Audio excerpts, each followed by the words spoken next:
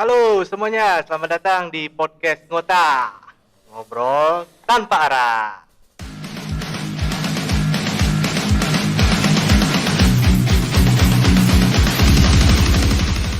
Jadi kembali lagi kita di podcast Ngota pada kali ini di episode kedua. Di episode kedua ini pastinya kita akan ngobrol bincang-bincang dengan dua orang yang akan menemani saya. Mas Dep dengan Mas Ferdi. Halo guys, halo. Jadi di podcast Ngota di episode kedua ini kita ngobrol random aja gitu tentang temanya jika aku menjadi ayah. Anjay. Jadi Jika aku menjadi, sebenarnya gue beban nih ngebahas jika aku menjadi ayah. Apalagi kita belum ada yang menikah kan. Iya. Belum ada yang menjadi ayah. Awal dulu ya. Mungkin kalau kita mulai dari gimana kira-kira gimana rasanya kalau kita itu jadi beban keluarga gitu, gimana rasanya? Sebelum bahas ayah, kita sekarang masih jadi berkeluarga masanya. Iya. Jadi kita mulai dulu dari Mas Dev nih, gimana Mas Dev? Apa tuh bang? Rasanya kalau lu merasa nggak jadi beban keluarga gitu, dan gimana lu kesahnya gitu? Kayaknya kalau berbicara soal beban keluarga, semua orang pasti merasa ada masanya mereka merasa sebagai beban keluarga.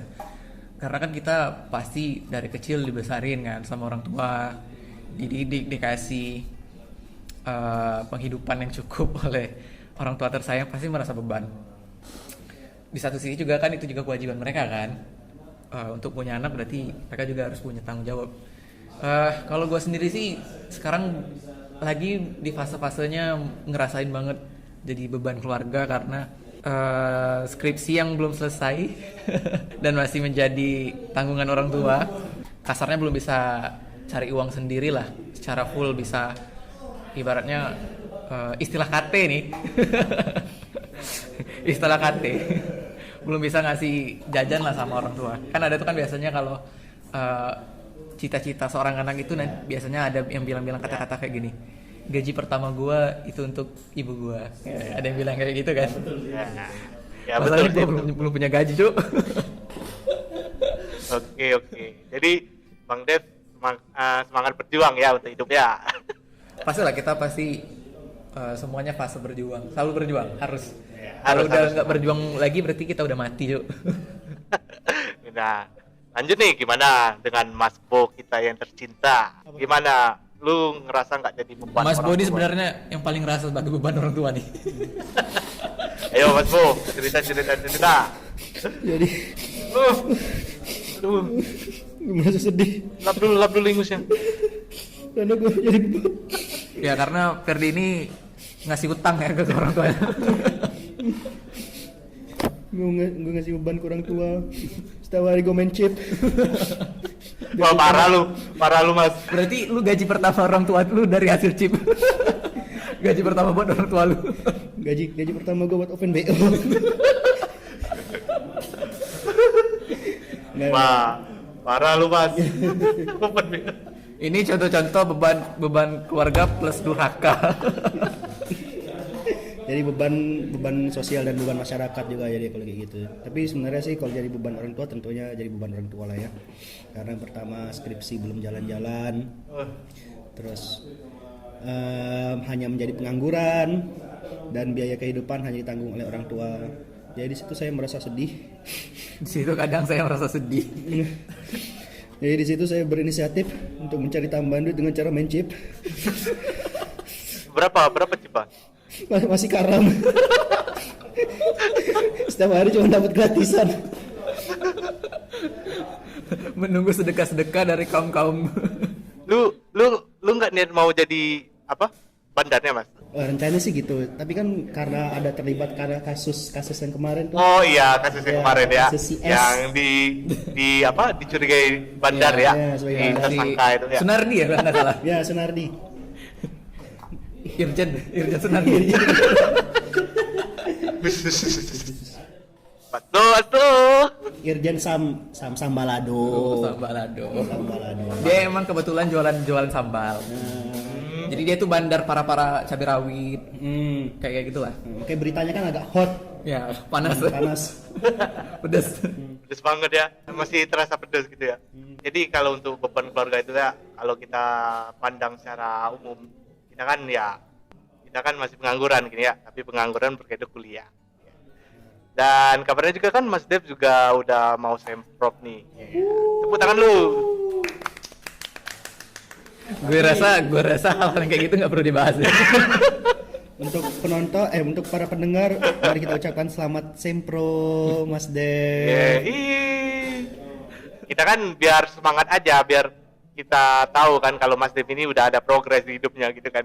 Sedangkan kita yang belum ada progres gitu. Sudah ada langkah kecil.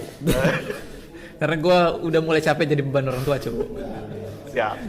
Jadi kita kapan Mas Bu? Kita kapan mulai? Kapan BO? Mending lu sedekah dulu lah, Cip. Aduh, Cip, gua karam terus gara-gara gua mungkin ada zolim. Lu kemarin sedekah sama anak yatim tapi sedekah cip kan? Makanya lu dilaknat Tuhan lu. Ya makanya kena azab gua. Karam terus. Jadi gua biasanya itu kan main Cip itu kan main dapat dari daily reward. Jadi dari daily reward itu kan gua naikin ya. Dan akhir-akhir ini ya gua nggak tahu entah kenapa karam terus gitu kan. Mungkin karena semenjak ada kasus gitu kan, urgent gitu. Sensornya manual ya. Yang selanjutnya ini kira-kira kalian atau gua juga nih pernah ngeluh nggak soal orang tua masa sekarang itu gimana? Maksudnya bukan orang tua kita aja, entah orang tua di sekitar kita gitu kan, gimana gitu, yang tinggal di Bengkulu misalnya. Kenapa tiba-tiba bahas orang tua? Lu ada masalah sama orang tua? Ya enggak sih, cuman ya kita kan sudah bahas topiknya gitu.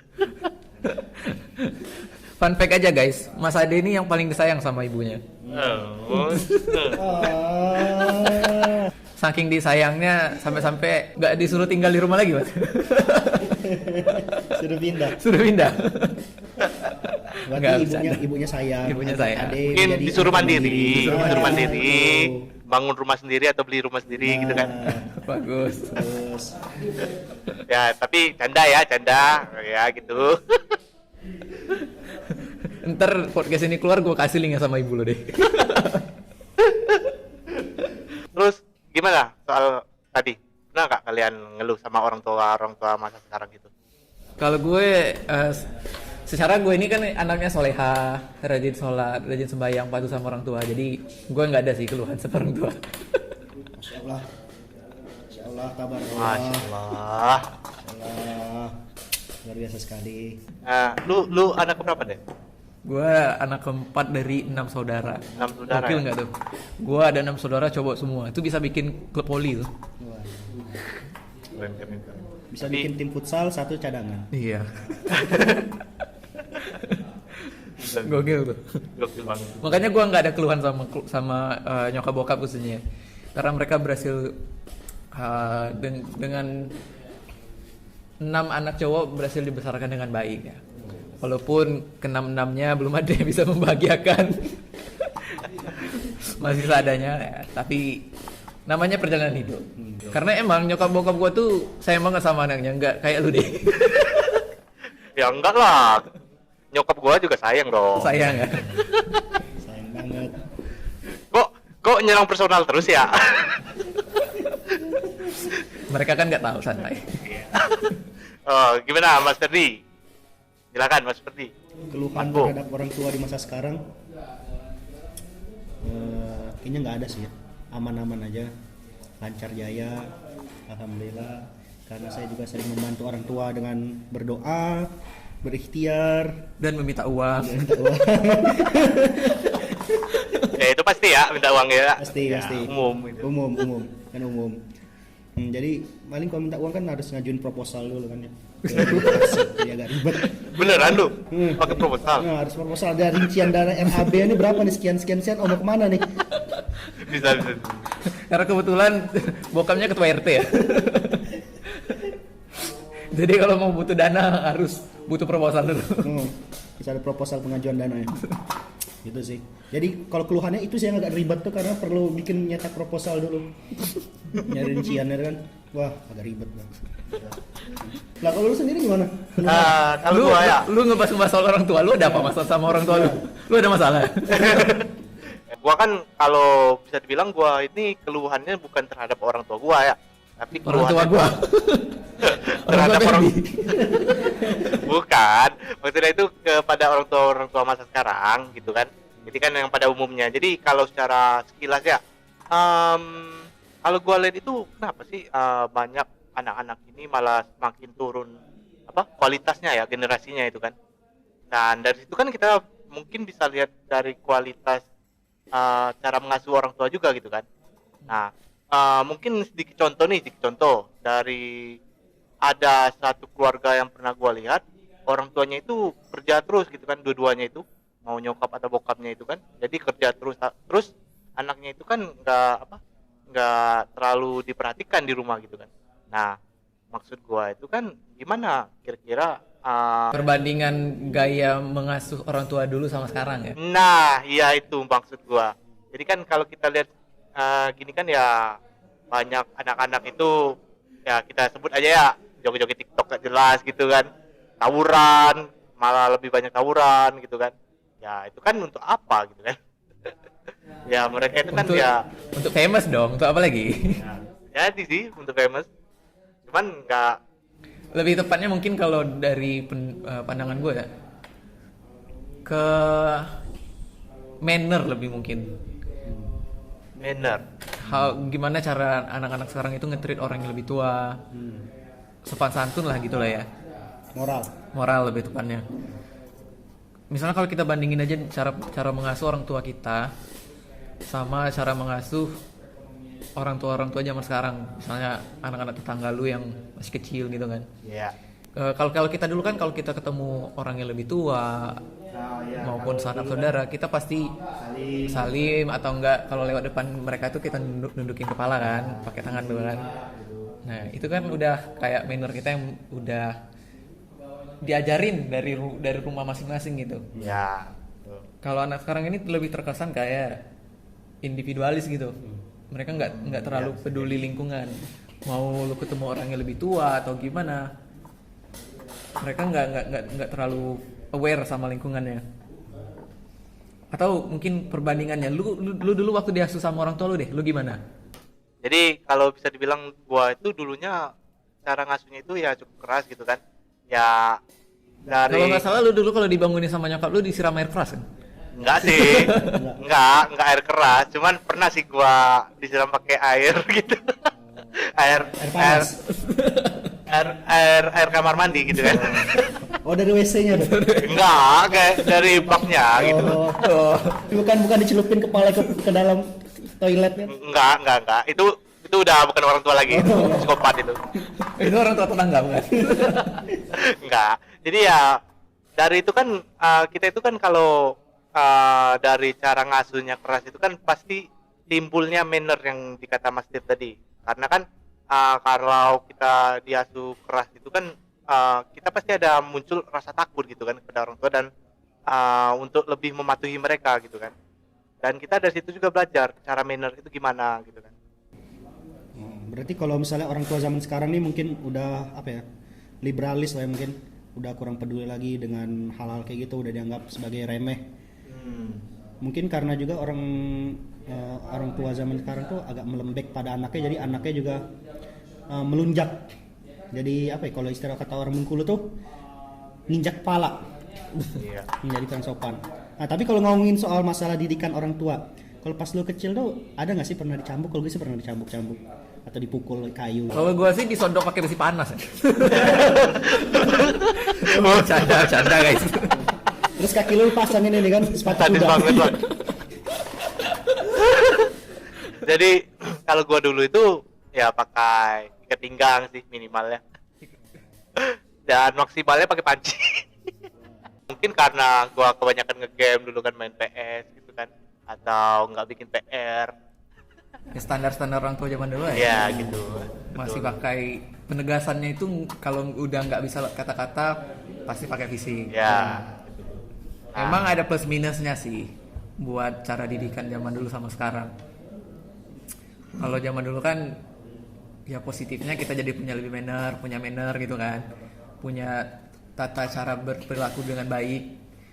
Tapi minusnya lu ngerasa nggak minusnya didikan orang tua zaman dulu sama anak-anaknya itu kita jadi lebih nggak akrab sama orang tua kita.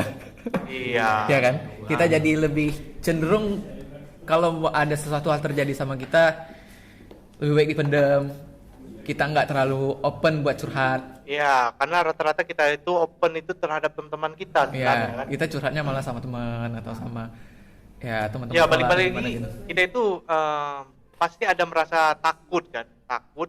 Terus apa yang kita bilang itu ya mereka kita beranggapan pasti mereka itu nggak terlalu pedulikan gitu kan. Ya, Nah, karena yang mereka pedulikan itu bagaimana cara mereka mendidik aja gitu kan. ya. Apapun benar. masukan kita itu kadang masuk, tapi lebih banyak kadang nggak masuk gitu. Lebih susah lah nge-approach-nya dibanding Iya. kayak orang tua zaman sekarang. Kalau orang tua zaman sekarang mungkin anaknya bisa lebih open ngobrol sama mereka. Nah. Tapi di satu sisi kalau nggak ada pengawasan yang baik, nggak ada didikan yang baik, terlalu dibebasin, itu tadi negatifnya. Ya. Cenderung terlalu mudah terpengaruh sama dunia luar, terus juga cenderung itu tadi mannerless gitu, yang kayak gitulah. Jadi anaknya nggak open.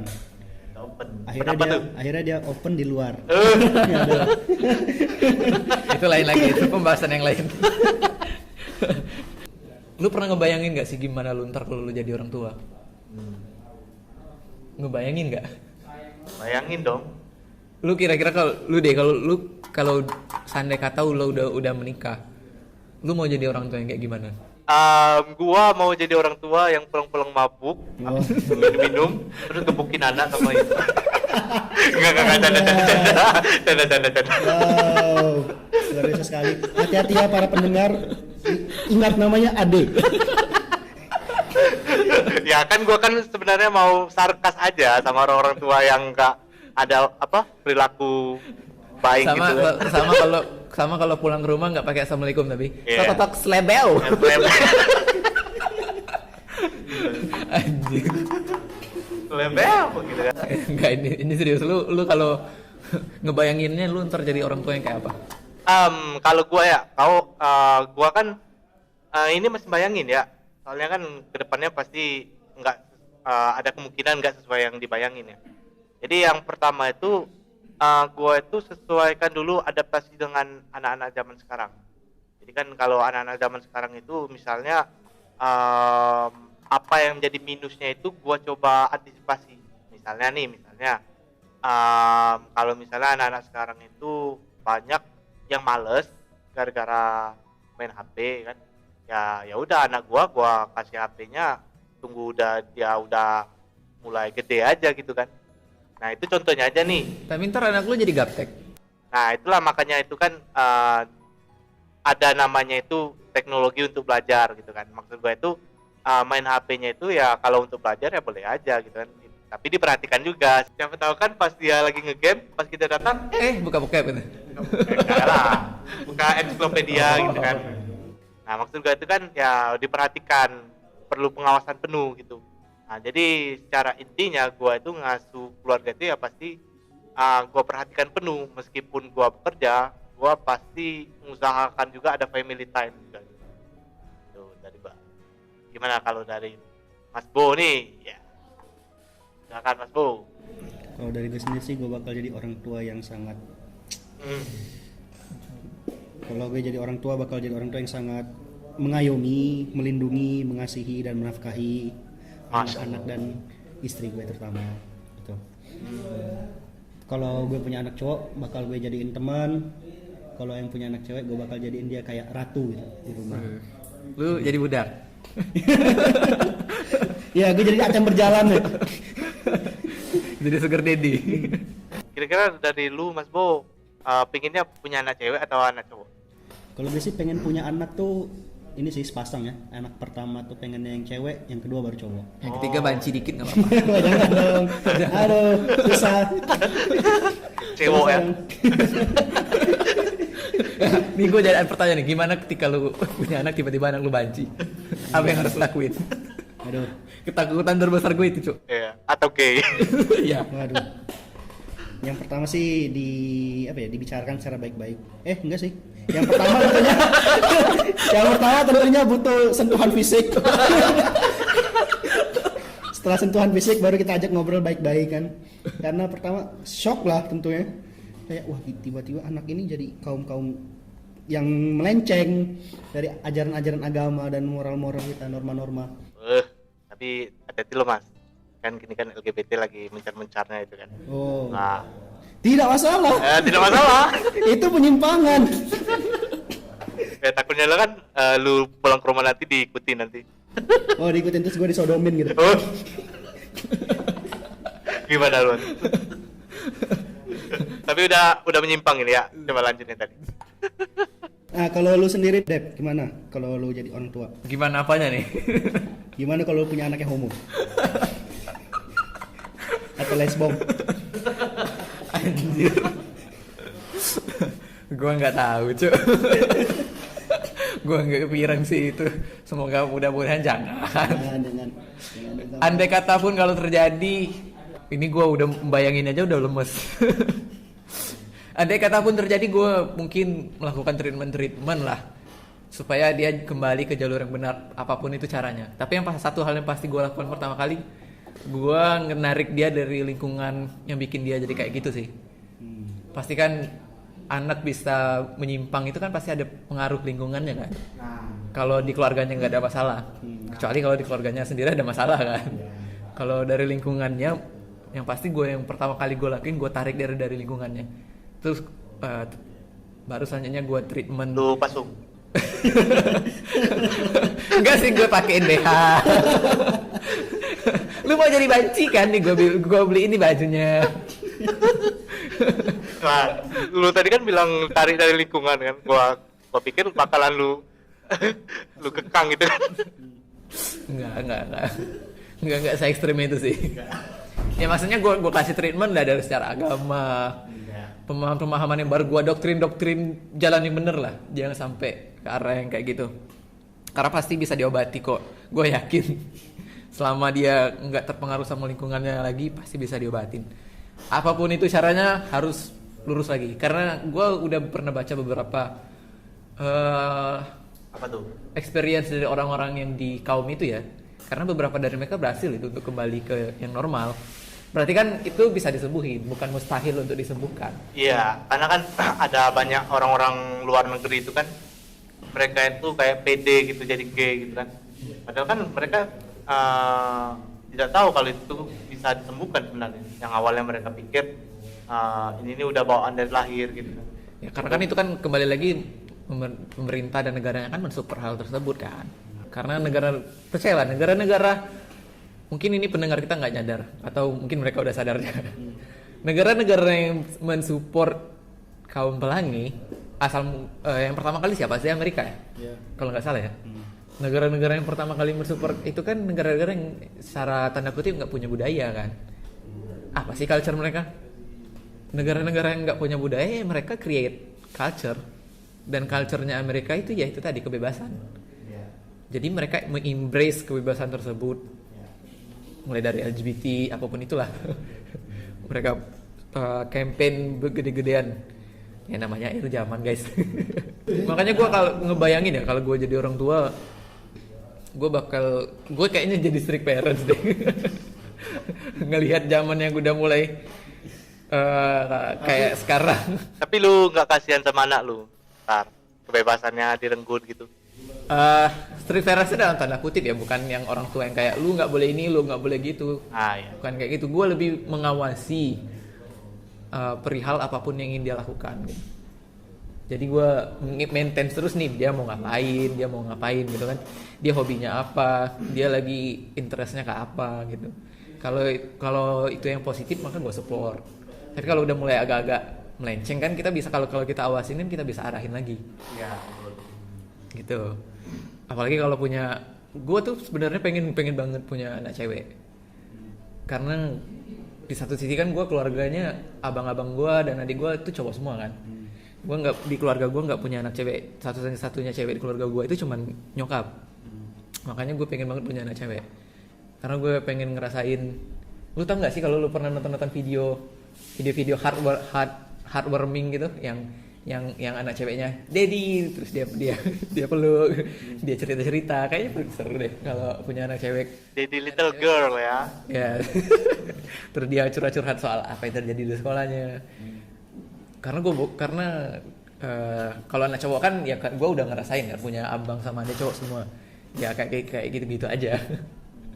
Jadi kayaknya kalau punya anak cewek itu satu experience yang baru gitu lah.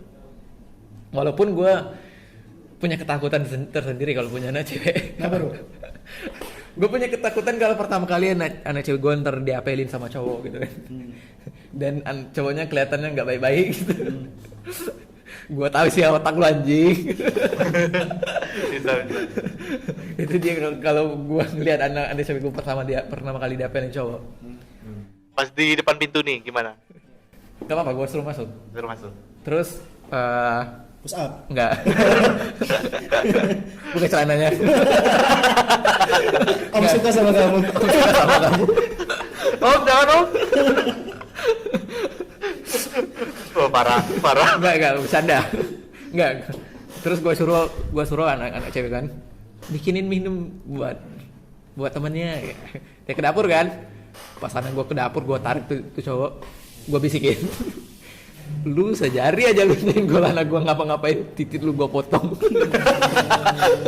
Gue pasti wanti-wanti, siap-siap ya buat kalau gue punya anak cewek, orang-orang di luar sana, cowok-cowok di luar sana mau dekatin anak gue, pastiin lu datang dalam keadaan suci. dalam keadaan otak yang jernih, Papan ya. dan visi misi ingin membahagiakan anak gua, bukan mencari kenikmatan duniawi. Jadi gua pikir tadi kan anaknya temennya anak lu nanti kan pas abis lu bisikin tadi pasti dia nggak datang lagi ke rumah.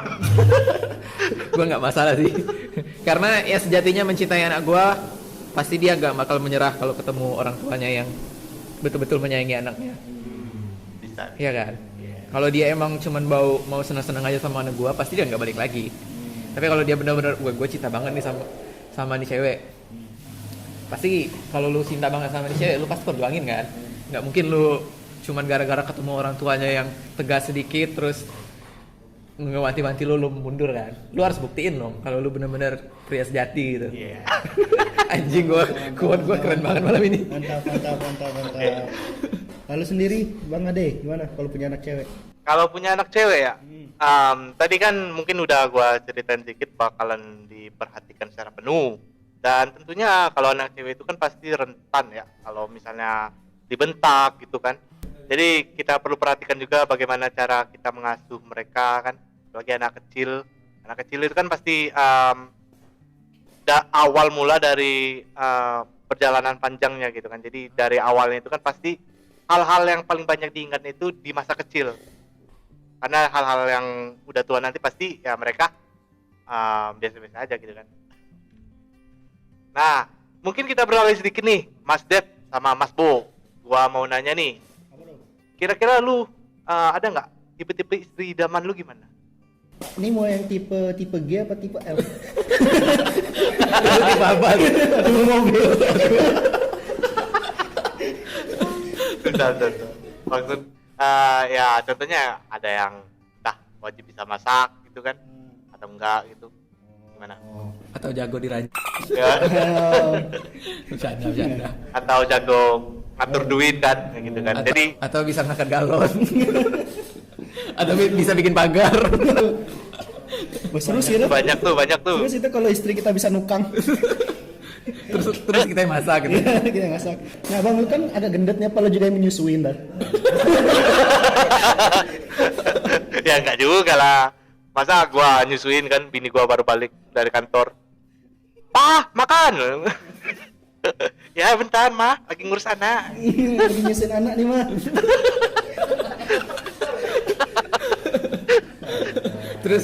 terus anak lu ntar nggak wewe, bau surya. Anak lo asem. Jorok kan.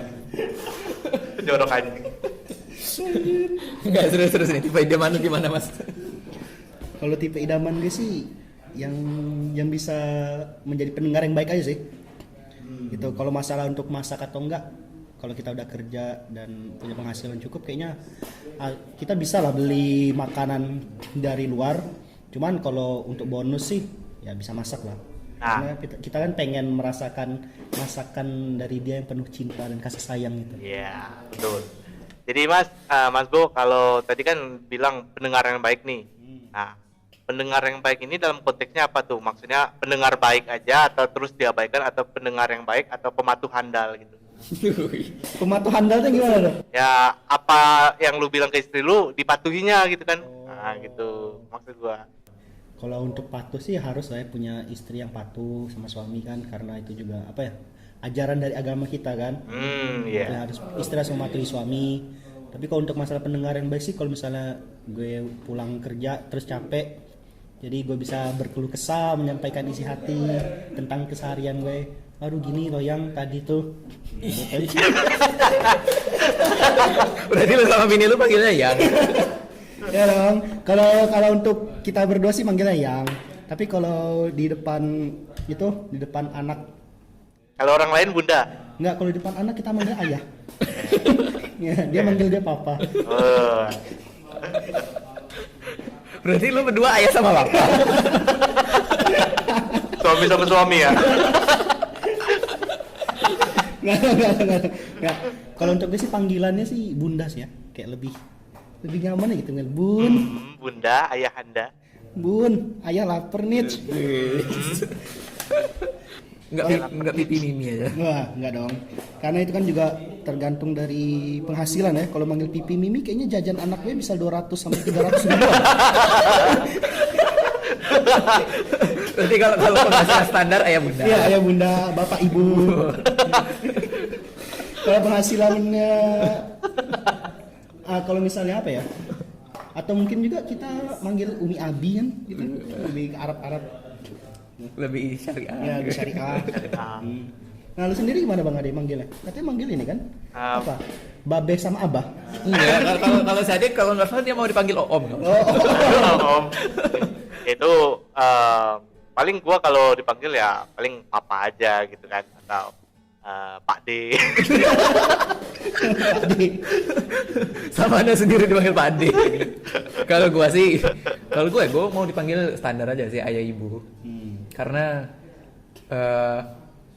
kalau dipanggil ibu, nanti kan kalau istri gue dipanggil ibu, anak-anak gue pulang, kan ada istilah tuh, rindu masakan ibu. Itu masakan ibu. Masakan ibu adalah masakan yang terbaik. Gue tuh kalau cewek nggak punya tipe-tipe fisik tertentu, tapi punya tipe-tipe skill yang harus dia kuasai. Apa tuh? Bisa memasak pasti.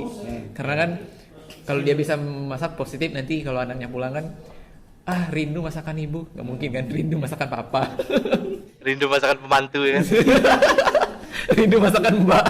Rindu masakan apa? Nyak ya. Nah, itu tuh. Buat cewek-cewek itu kenapa lu wajib bisa memasak? Sebenarnya bukan perihal lu jadi tukang masak atau gimana, tapi lebih ke filosofinya, guys.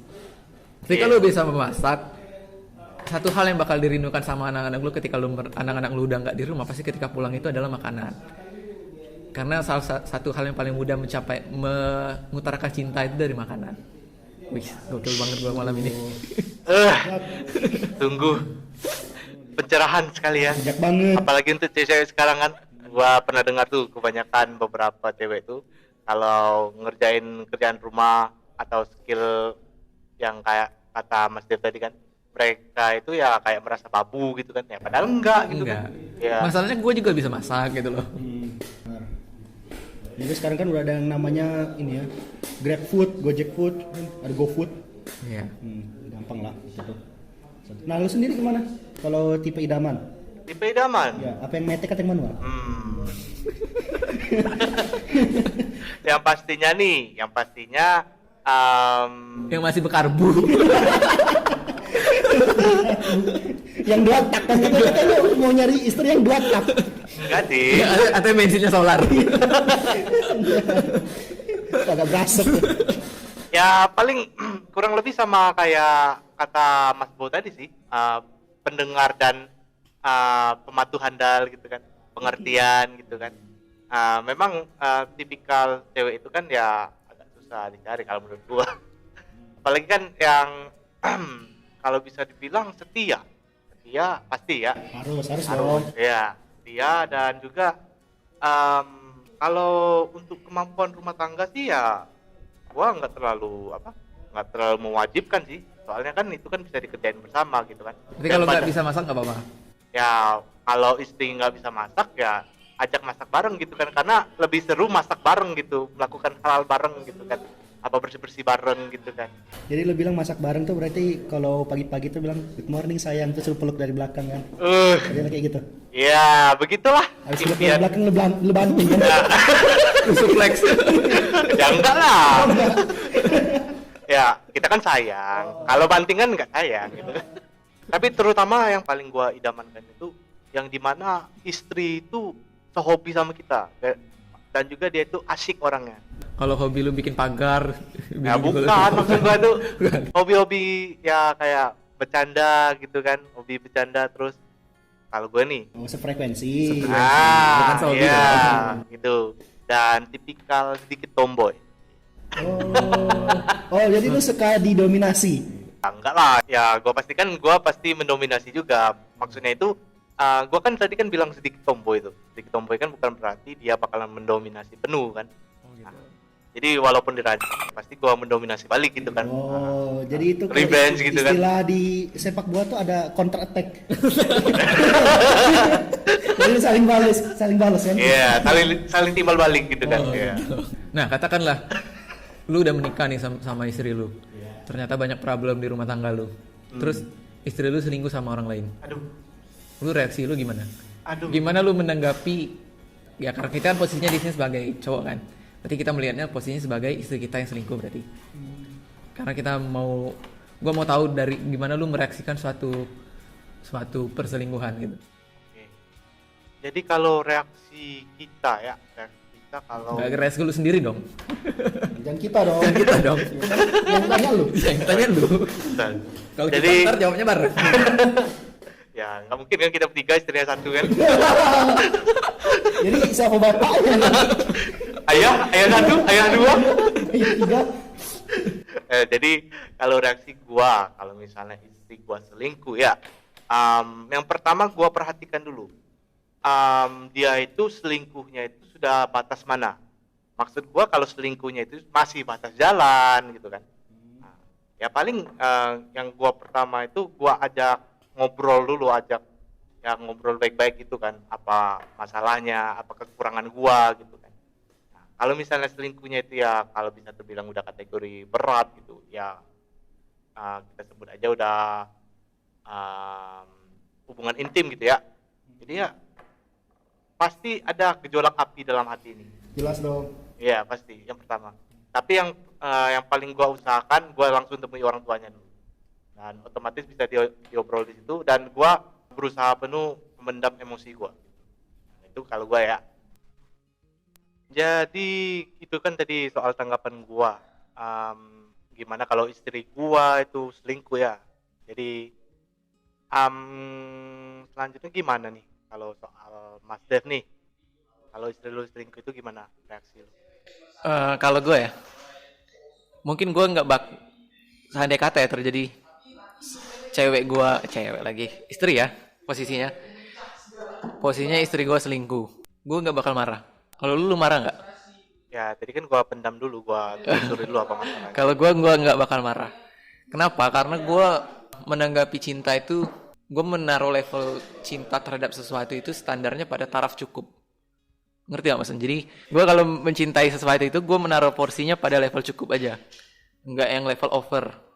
Karena kenapa? Gue nggak mau ketika terjadi sesuatu terhadap hal tertentu, terhadap kejadian yang nggak gue expect terjadi di masa yang akan datang, itu malah ngedamage gue terlalu besar gitu. Cinta yang gue taruh levelnya, tarafnya itu over cuman buat nyokap gue sama keluarga. Tapi kalau sama diri gue sendiri, sama relation yang sifatnya berhubungan sama gue, itu gue menaruhnya pada level cukup aja. Termasuk sama istri. Kenapa? Karena kalau kita terlalu over dalam mencintai sesuatu ketika terjadi sesuatu hal, maka itu dampaknya bakal gede banget sama kita. Contohnya deh, sekarang tuh banyak kan anak-anak Jaksel galau nggak jelas tuh, yang apa-apa galau sedikit bikin status, patah hati sedikit bikin status. Perasaan dari kemarin nyinggung soal anak Jaksel terus. Ya kan itu kan yang lagi banyak orang tahu, banyak orang gandrungi sekarang. Iya. Karena menurut gue mengapa mereka seperti itu? Karena mereka menaruh cinta terhadap pasangan mereka itu terlalu over. Jadi ketika lu udah over, maka kalau itu udah menjadi sesuatu hal yang gak lu expect, maka dampaknya kepada diri lu sendiri baliknya juga over. Ya betul itu. Gitu kan. Nah, Ya. contoh kasusnya kayak gini, kalau istri gue selingkuh, gue nggak bakal marah. Gue dalam tanda kutip emosional ya, secara emosional. Gue Ya. nggak bakal marah karena gue tahu ketika lu udah memutuskan selingkuh, itu udah keputusan lu. Ya kan? Ya. Ketika istri lu memutuskan untuk selingkuh kepada pria lain, berarti itu udah masuk keputusan dia. Dan keputusan seseorang itu nggak bisa kita, apa ya bahasanya, nggak bisa kita pengaruhi gitu loh. Lu kalau udah memutusin sesuatu, ya itu hak lu. Dan bukan hak gue buat ngerubahnya. Lu bisa ngerubah keputusan lu kalau emang lu sendiri yang mau ngerubahnya, gitu kan. Nah, ketika terjadi istri gue selingkuh, yang bakal gue lakuin ya cuman, ya udah, lu selingkuh nih. Lu udah milih orang lain dibanding gue. Lu udah mengkhianati kontrak pernikahan yang udah kita, ya gue tanda kutip ya kasarnya kontrak. Tapi kan halusnya ketika kita menikah kan itu kan ada ikatan kan, bukan antara kita sendiri tapi juga sama yang di atas kan, Ya. perjanjiannya. Nah, ketika lu udah mengkhianati perjanjian, berarti itu ya udah itu keputusan lu. Dan ketika once you udah mengkhianati keputusan, berarti perjanjiannya udah hilang dong. Ya udah, kalau lu selingkuh, gua nggak bakal marah sama lu, tapi pernikahan kita udah. Gitu aja gua. Gua menanggapinya sesimpel itu. Tinggal kewajiban-kewajiban gua aja apa yang harus gua lakuin setelah itu. Itu aja kan. Karena ketika lu nyadar nggak, ketika siapapun itu ya, maupun cowok ataupun cewek, ketika dia mutusin selingkuh, berarti cintanya lebih besar kepada selingkuhannya dibanding kita. Ya kan? Lu memutuskan untuk selingkuh, berarti cinta lu sebenarnya lebih besar pada orang lain, bukan pada orang yang udah menjalin hubungan sama lu. Gimana kalau posisinya istri lu itu selingkuh itu bukan karena atas dasar cinta, tapi berdasarkan atas dasar bosan? Nggak ada. Nggak ada. Kalau dalam konteksnya pernikahan, kalau menurut gue ya, nggak ada selingkuh dalam konteks alasannya bosan. Pasti lu kalau mau selingkuh sama seseorang, pasti lu nyaman dulu, lu suka dulu sama dia, ya kan? Itu kan dasar-dasar mencintai seseorang kan, nyaman, suka, ya kan? Kalau lu nggak kayak gitu, dengan bermodalkan bosan aja, itu pacaran namanya, bukan pernikahan. Terus bakal lu kasih kesempatan kedua nggak buat istri lu kalau misalnya dia udah ngaku jujur dan minta maaf? Kalau gue sih enggak sih. Karena kalau lu udah selingkuh, berarti ya udah lu sama orang yang lu selingkuhin aja, gue nggak peduli. Berarti udah over ya? Udah over apanya tuh? Ya udah selesai end. Ya, udah end. Untuk gue sendiri ya. Karena kan yang namanya pernikahan itu kan bukan soal perjanjian antara kita berdua, tapi sama yang di atas juga kan. Berarti dia udah mengkhianati dua entitas. Kita sebagai manusia dan satu lagi Tuhan sang pencipta semesta. Wow. Pembahasan ini emosional banget ya. Gua rasa-rasanya aduh. Jadi sadar diri gitu. Nah, kalau lu sendiri gimana, Bo? Aduh anjing, gue speechless. Baru-baru ini gue diselingkuhin. Nah, gimana lo? Itu lu menanggapi perselingkuhan gimana? Yang baru-baru ini terjadi. Karena gue jujur ya, gue selama hidup gue belum pernah diselingkuhin. Aduh anjing, susah. Gimana ya? Wah gila, pas kemarin tuh aja gila shock banget. Karena kayaknya gue yang harus perlu juga belajar kayak yang lu bilang tadi. Ayo para pendengar, semangatin Mas Bo. Kayaknya gue juga harus perlu belajar deh sama lu Dep. Soalnya untuk masalah ya, mencintai dengan cukup, gak terlalu berlebihan. Soalnya gue emang kalau udah cinta dan sayang sama orang tuh gila udah bucin banget, udah bucin parah. Bener-bener apapun itu bakal gue lakuin gitu buat dia. Jadi kalau pertanyaan ini anjing, susah sumpah. Nah, berarti kan kemarin waktu lu diselingkuhin, lu patah hatinya parah kan? Jelas. Karena lu mencintainya dengan sangat parah. Ya. Bener kan? Ya. Ya. Ibaratnya tuh kayak apa ya? Kisahnya Zainuddin dan Hayati. Korgas pucuk pengharapanku. Hayati. Kau renggas pucuk pengharapanku. Tidakkah kau ingat siapa di antara kita yang paling kejam? Busuk banget ya. Ini bentar lagi ganti nama ya, jadi Zainuddin nih. Aduh. Nggak, gila sih, kacau banget sih gue. Pas kemarin tuh, wah sumpah. Asli 2 bulan gue uring-uringan. Bener-bener sama kayak Zainuddin, 2 bulan gue uring-uringan. Ayo para penonton lagi semangatin Mas Boy ya. Jadi kalau untuk masalah istri selingkuh sih, yang pertama juga gue bakal sama sih kayak Bang Ade, mungkin gue komunikasiin dulu apa sih penyebabnya, masalahnya. Dan gue juga bakal bicarain dulu sama inti keluarga besar sih, gimana baiknya apa gimana. Soalnya kalau untuk langsung cerai itu, apalagi kalau misalnya pernikahan kita udah di 5 tahun atau lebih dari 5 tahun kan. Nah itu tuh bakal ada apa ya, kayak pertimbangan lagi gitu untuk ini untuk anak. Ya untuk anak, apa ini mau dipertahankan lagi atau gimana gitu. Jadi untuk gue sih paling harus dibicarain dulu dengan keluarga besar. Tapi kalau misalnya dia udah selingkuhnya bener-bener sampai tidur, sampai lebih kayak gitu lah, udah ada hubungan intim, tuh pasti langsung cerai sih. Nggak ada kata maaf lagi kalau gitu. Berarti pertimbangan lu apakah sudah melakukan hal tersebut Ya sudah sejauh mana sih Sejauh perselingkuhan itu? Ya, Berarti Mas Bo, kalau misalnya udah istri lu misalnya nih, kalau udah hubungan intim kan, lu bilang tadi kan langsung cerai ya, ya. tanpa memperhatikan masa depan anak dulu atau gimana? Tanpa memikirkan itu dulu. Kalau menurut gue sih kalau udah sampai hubungan badan tuh berarti apa ya? Emang kita udah benar-benar dikhianati gitu, udah apa ya? Nafsunya tuh emang udah main juga. Yeah. Jadi untuk apalagi dipertahankan gitu kan, kalau misalnya kita mempertahankan hubungan kita cuman karena perkara anak, kasihan anaknya malah kalau ya kasihan anaknya juga ntar. Ataupun mungkin penyesalan itu cuman sesaat doang karena dia nyesal karena ketahuan, bukan menyesali perbuatan perselingkuhan. Iya, betul. Bener, kalau nggak ketahuan pasti dilanjutin tuh. Benar. Tuh. Nah, itu Iya, tadi. bisa jadi. Apalagi udah yang namanya berhubungan badan kan, kalau bahasa Inggris kan making love juga kan. Iya. Membuat cinta tuh, aduh, udah Aduh, kacau enggak. sih. Ya, semoga lah kehidupan rumah tangga kita Amin, dijauhi. mawaddah warahmah ya. Tapi sumpah anjing banget gue pernah diselingkuhin anjing. Sebutin dong siapa namanya. Jangan dong, jangan. Ini juga karena perkara LDR sih. Karena LDR dia juga jauh kan. Jadi itulah. Efek LDR ya, Man? Ya efek LDR, dia katanya bosan menemukan itu. Kordas pucuk pengharapan gue. Iya. Yang gue dapet ya, sebenarnya ketika lu mencintai seseorang tuh nggak ada kata bosan. Benar, harusnya. Harusnya. Kalau lu menjalin hubungan tapi masih muncul kata bosan, lu pikir-pikirin lagi deh. Lu sama dia itu bener-bener cinta atau cuman sekedar penasaran aja gitu. Benar. Apalagi udah yang namanya pernikahan tuh, wah jangan sampai deh ada yang namanya cuman rasa penasaran, nggak ada rasa cinta lagi. Karena gimana pun pernikahan kan berlangsung selamanya. Iya. Jadi susah senang, bosan tuh udah menjadi hal yang wajar gitu. Harus kita manage diri kita sendiri, gimana sih cara mengatasi bosan ini? Komitmennya gitu. Apa kita perlu healing dulu berdua, liburan, holiday berdua gitu kan? Ya. Nah, apalagi ini ada satu kutipan yang pernah selalu gue ingat nih. Ini dari Abi Quraish nih. Waduh. Apa dong? Ketika lu mencintai seseorang, maka matikanlah akalmu dan gunakan perasaanmu. Nangkep nggak maksudnya? Ketika lu udah mencintai seseorang, udah nggak usah pakai akal lagi, tapi gunakan perasaan. Ketika lu udah menggunakan perasaan, maka nggak bakal ada yang namanya perselingkuhan.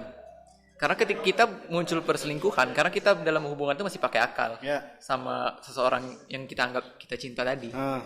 Ketika kita masih pakai akal kan kita masih membanding-bandingkan kan? Ya jelas. Laki gua gini-gini, dia nggak bisa kayak gini-gini. Tapi kalau kita pakai perasaan kan kita nggak ada pikiran kayak gitu kan, nggak ada pikiran membanding-bandingkan.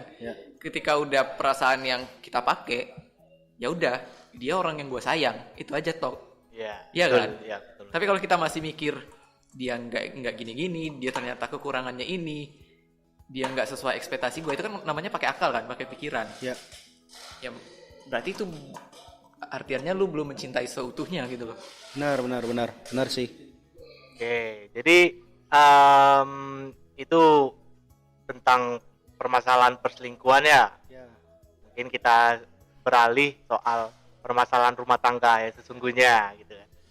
Ya contohnya keuangan gitu kan, ya kayak misalnya kita masih punya anak bayi, ngurus popoknya, beli popoknya gitu kan, beli peralatannya gitu kan.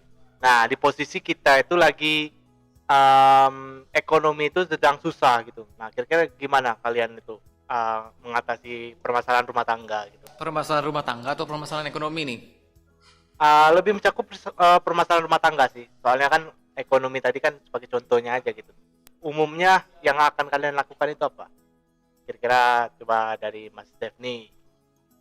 Yang pasti ya, ketika lu udah menemukan orang yang tepat dan lu udah yakin mau nikah sama dia, itu kan artiannya kita berlayar di perahu yang sama, ya kan? Kalau lu berlayar di perahu yang sama, apapun permasalahannya, berarti gimana caranya bisa survive? Ya sama-sama menyelesaikan masalahnya. Kalau kita ambil analogi orang berlayar kan, mau badai kek, mau ada apa kek, mau kapal bocor kek, pasti itu gotong royong kan. Ibaratnya benerin layar bareng-bareng, nambalin kapalnya bocor bareng-bareng biar nggak tenggelam. Nggak ada satu orang, nggak mungkin kapten aja kan, ya kan? Kita kan posisinya sebagai kapten tuh. Nah kita gimana caranya sebagai seorang pemimpin menganalisa permasalahan. Dan yang namanya kapten itu kan pasti dia fungsinya menganalisa, tapi menyelesaikan permasalahannya kan bareng-bareng kan sama kru-kru yang lain. Nah gitu juga menurut gua rumah tangga sih. Walaupun gua belum berumah tangga ya. Ini ya masih rencana ya. Berandai-andai aja. Ya andai-andai aja. Ya, Semoga setidaknya kan bisa ada pegangan kita untuk kita persiapan dari sekarang. Iya. walaupun gua nggak tahu sih ketika udah menjalani nanti bakal kayak gini omongan gua. Nah, kira-kira kalau dari Mas Bo gimana? Ini cara mengatasi permasalahan rumah tangga. Kalau dari gue sih sendiri setuju sih sama kayak yang Dev bilang tuh. Karena kan rumah tangga tuh juga sering dibilang sebagai apa ya? Bahtera rumah tangga kan. Iya. Itu istilah kapal. Kalau misalnya kapal dalam kita berlayar itu adalah kendala, kita sebagai kapten ya juga perlu bijak dalam menyelesaikan masalah itu. Jangan sampai kapal kita akhirnya tenggelam. Gitu. Jadi perlu sih pertimbangan dan analisa untuk mengatasi permasalahan rumah tangga lebih baik dan lebih bijak ke depannya gitu. Dan juga yang pasti dalam rumah tangga komunikasi sih. Ya, komunikasi pasti. Dan harus jujur. Karena dari gua ngobrol-ngobrol sama temen yang pernah cerai ya. Itu permasalahan yang paling utama tuh ya itu tadi, nggak jujur satu sama lain. Penting banget gitu ya. Yang penting banget di dalam satu rumah tangga itu buat jujur satu sama lain. Apapun permasalahannya ya terbuka aja. Dia itu pasangan dulu bukan siapa-siapa. Lu tuh ngejalanin perjalanan itu sama-sama. Jadi apapun yang terjadi, keluh kesahnya sama-sama lah. Jangan saling nutup-nutupin. Buat cowok-cowok jangan sok-sok kuat lu. Jangan sok kuat lu anjir. Ketika lu udah nikah, ketika lu merasa mentok ya udah ngomong aja sama pasangan lu. Nggak ada salahnya. Dan cewek-cewek juga perlu untuk mensupport juga pasangannya gitu. Jangan langsung menyerahkan semua permasalahan itu ke pasangan. Karena kan kehidupan rumah tangga kan dengan dua insan yang saling menyatu. Iya. Jadi perlu. Kalau cuma satu insan itu namanya kos-kosan. Bukan rumah. Itu namanya bukan bahtera, tapi namanya sampan. Cuman buat satu orang. Rame-rame jatuh deh. Nah, kalau untuk cara mengatasi permasalahan rumah tangga tadi kan, kalau menurut kalian berdua nih, bentuk kehidupan rumah tangga yang kalian inginkan nih kayak gimana sih? Bentuk ya? Nah, apa sih yang kalian pengen dari rumah tangga lo tuh? Apa yang cuman adem ayem flat datar aja, atau yang kayak gimana, atau yang perlu saling menggebu-gebu, banyak masalah gimana? Kayaknya nggak ada yang mau banyak masalah deh. Nah, jadi kan lebih banyak tantangan gitu kan. Lebih strong ya. Jadi kalau gua bentuk kehidupan rumah tangga ya pasti bukan hanya adem ayem, tapi asyik dan seru. Ya, asyik dan seru itu yang dimana anak gua, istri gua itu semuanya aktif dalam komunikasi, ya dalam saling bercanda gitu kan, main-main gitu kan. Nah setidaknya rumah tangga itu ya terlihat lebih berwarna gitu kan. Ya. Ini kan memang keinginan kita yang sedang berandai-andai gini ya.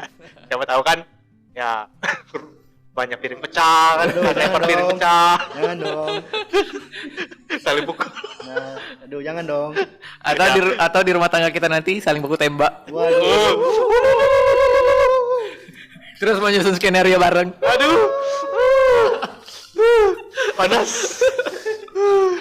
Itu kayak yang di rumah tangga sebelah kan? Ya itu tetangga kita ya. Iya, katanya ada suara tembakan. Tapi kok kita nggak denger. Mungkin kedap. Atau itu ternyata cuma nonton film kan? Oh, Film iya. action. Mungkin lagi nonton Rambo guys. Nah, benar. Bisa jadi. Wah, gue merinding nih. Aduh, kacau. Kira-kira bentuk rumah kalian nanti gimana? Kalian inginkan? Nah, dari bentuknya, dari suasananya, dari lokasinya, penempatannya. Nah, kira-kira yang kalian idamankan itu seperti apa? Kalau gua rumah idaman gua simpel sih. Di tengah kawah Gunung Merapi sih. Panas. Panas, jadi panas terus. Orangnya juga kering. Enggak. Gua enggak terlalu punya apa ya? Enggak terlalu punya ambisi yang cukup enggak gede-gede lah kalau buat tempat tinggal bahtera rumah tangga gitu ya. Gua simpel aja sih. Gua cuman cukup butuh rumah segede Istana Negara. Enggak. Enggak, ya gimana aja sih, yang penting nyaman. Layak huni lah. Ya kan? Maksudnya, tapi kalau impian gua enggak terlalu suka rumah yang gede-gede. Tapi cukup halaman yang gede. Gua pengen banget bisa nanam tanaman, bisa bertani, bisa memancing ya, ada sungai, bisa punya ternak gitu. Karena seru tahu ibarat ketika lu udah punya anak gitu kan, cewek ataupun cowok, main sama ternak bareng gitu kan, ngasih umpan bareng. Ya, betul. Terus misalnya ada binatang-binatang peliharaan gitu kan. Nah, terus kenalin sama anak lu, "Dek, ini namanya harimau." Lu mau melihara harimau atau gimana nih? Kalau dikasih tangan nggak gigit kok. Enggak lah, pokoknya kayak gitulah. Cukup halamannya gede. Kalau rumahnya standar-standar aja lah sih. Karena punya rumah gede tuh capek ngurusinnya guys. Apalagi pajaknya gede. Benar. Jadi kalau Mas Berdi gimana nih? Kalau gue sih pengennya punya rumah yang gede sih.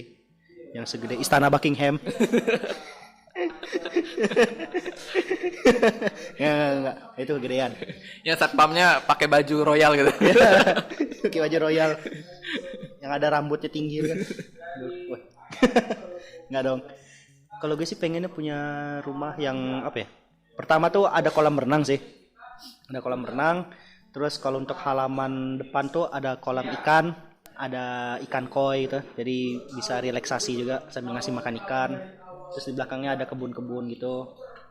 Nah kalau untuk hewan peliharaan sih paling gue ntar ngenalin ke anak gue, ini hewan peliharaan papa, ini ada babi ngepet.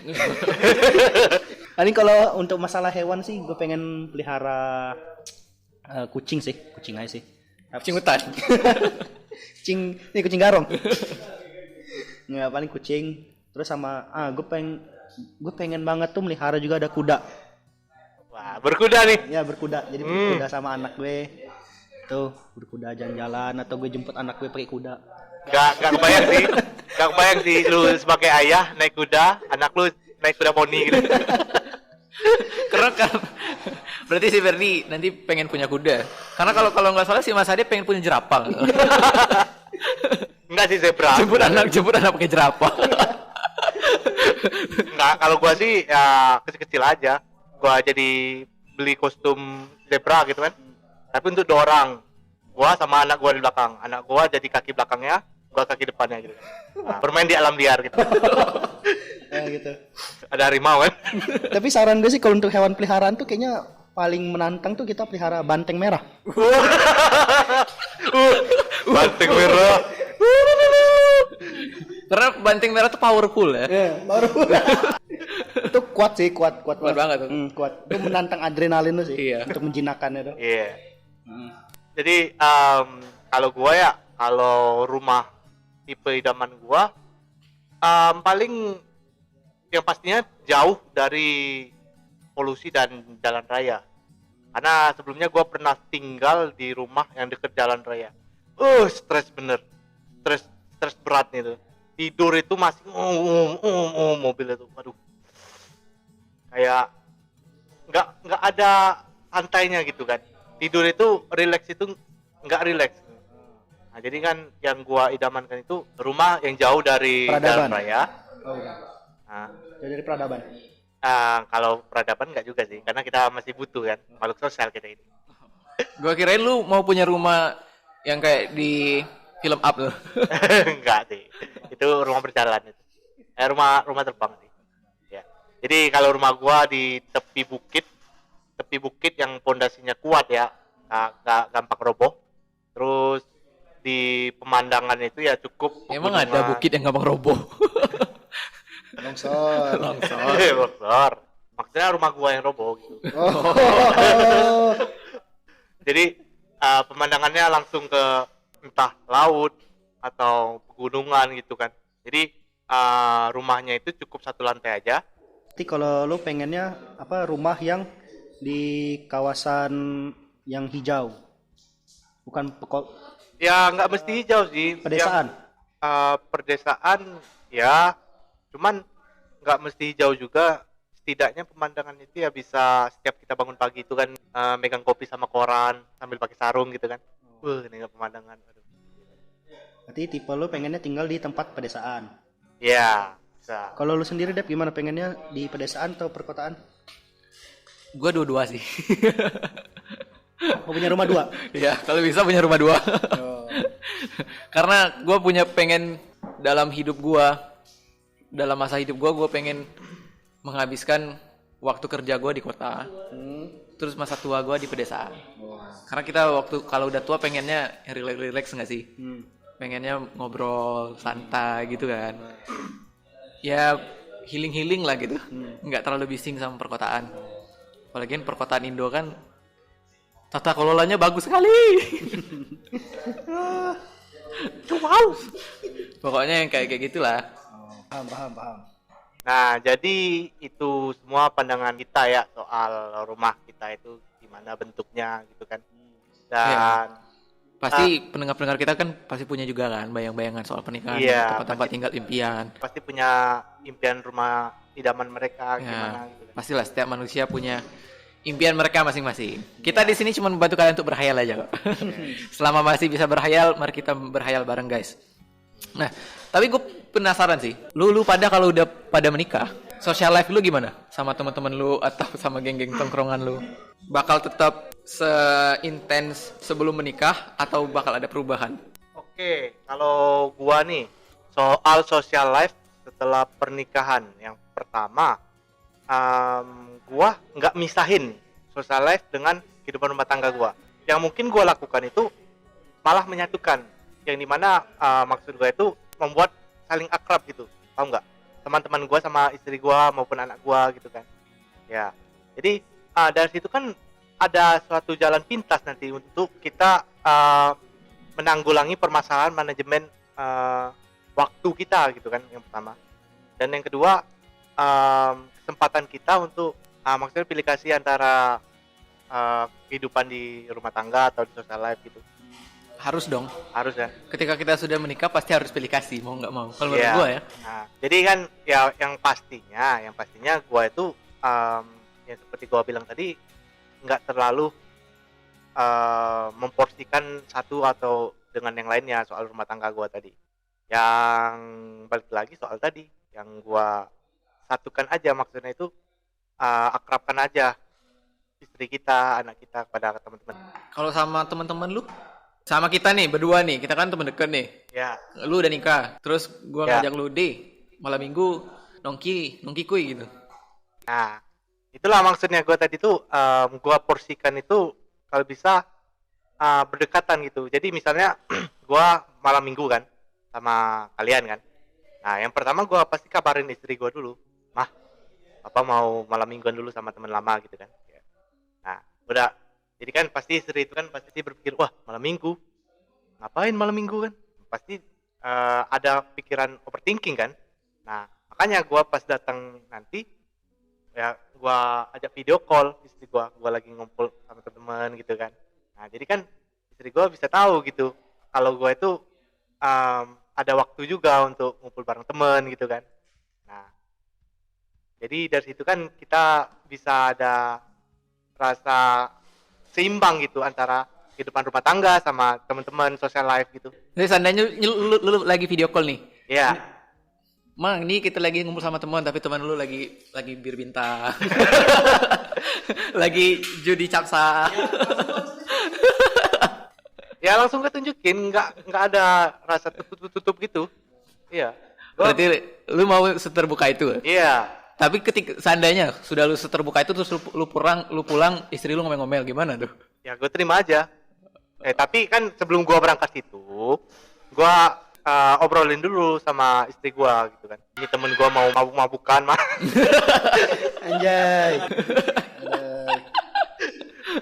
Wow. Nah, Berarti dalam artian istilah KT. istilah kate. Berarti ente memporsikan antara social life lu sama teman-teman lu itu masih bisa sejajar lah berarti kan? Ya seimbang.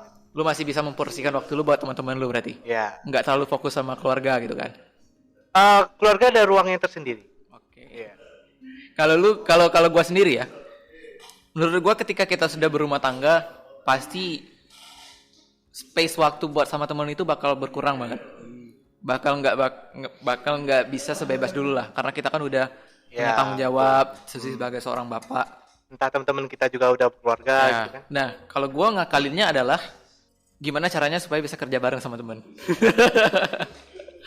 Ketika kita kerja, contohnya kayak gini nih, kita nge-podcast bareng. Anggaplah ini sudah jadi pekerjaan tetap kita nih. Berarti kan kerja kita bareng-bareng sama teman. Berarti masih bisa dihitung nongki bareng juga. Nah, berarti kan itu tidak mengganggu sisi manapun kan? Ya, betul. Mungkin gua solusinya itu sih. Ataupun mungkin kalau nggak kerja bareng juga, gua memporsikannya mungkin nggak terlalu bisa seintens sebelum nikah sih. Paling katakanlah sebulan sekali mungkin kalau mau ngumpul sama teman. Oke. Nah, soal Mas Bo nih, gimana Mas Bo? Kalau social life setelah pernikahan tuh, kita setelah menikah kan juga punya prioritas untuk rumah tangga juga kan. Yang pertama, ya mungkin kita harus prioritasin untuk sosial kita kayak pas masih muda dulu sebelum menikah. Kalau untuk gue ngakalin sih paling gue ajak aja sih temen untuk main ke rumah. Jadi temen gue ajak main ke rumah gitu kan, ngumpul-ngumpul bareng-bareng di rumah. Terus istri gue juga tahu nih, oh ini teman-temannya, dikenalin satu. Terus dia juga bisa ikut kegiatan nongkrongnya kan, ngobrol apa sih, bahas apa sih kayak gitu. Terus juga kan kalau gue kan pengen punya rumah idaman tuh yang ada kolam renangnya. Nah jadi apa bisa juga ngadain pool party gitu. Full party ya? Iya, ngadain pool party gitu. Jadi ngadain pool party di rumah. Jadi istri bisa join. Tapi lu nggak khawatir istri lu bakalan terlalu akrab sama temen lu gitu? Kalau itu pasti khawatir sih. Nah itu tadi, kita juga perlu milih-milih kawan. Iya. Mana kawan yang baik dan mana kawan yang bangsat. Bisa. Gitu. Jadi supaya nggak terjadi apa ya, istri kita direbut oleh teman kita sendiri. Iya, di 4 ya. Debat. Benar. Tapi parah sih kalau ada temen gitu. Asli parah pasti sih. Kalau sebagai temen ya, pasti sebagai temen ya sadar diri gitu kan. Kalau temen kita yang satu ini udah berkeluarga gitu kan, dan ada jaga jarak juga kan. Ya jangan sampai aja lah kita ketemu temen bajingan kayak gitu. Iya benar. Dan juga untuk istrinya juga jangan kegatelan.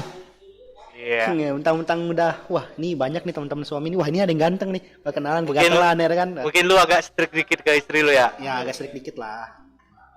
Oke, jadi itu semua soal kehidupan rumah tangga kita sebagai ayah, papa. Andai kita. Andai kita. Soalnya kita belum berumah tangga. Iya, sebagai papi ya. Jadi para pendengar mungkin bisa juga berandai-andai bareng sama kita juga.